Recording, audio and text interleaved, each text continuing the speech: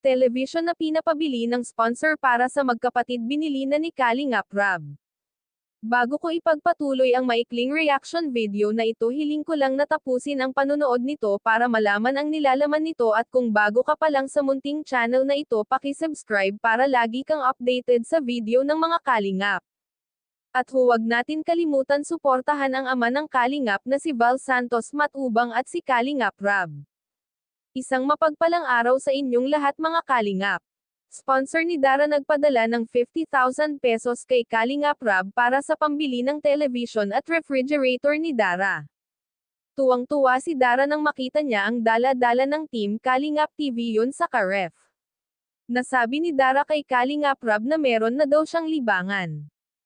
First time daw nila magkakaroon ng ganon gamit, dahil kahit kailan daw ay hindi pa sila nagkaroon ng mga gamit na ganyan. Labis na humanga si Kalingap Rab sa linas ng bahay ni Dara, walang kalat at may kantab ang sahig. Nagpasalamat si Dara sa mayamang sponsor niya, iyon din ang nag-sponsor sa kanya para makarating siya ng Baguio. Tunay ngang napalaraming blessing ang dumarating sa magkapatid. Laging sinasabi ni Kalingap Rab kay Dara na huwag itong magbago. Wala nang mahihiling pa si Dara dahil lahat ng appliances sa bahay nila ay kumpleto na. Ang dinadalangan na lang niya ay ang pag-uwi ng kanyang ama para maging masaya sila sa Pasko, para magsama-sama silang magkapatid at ang kanyang ama.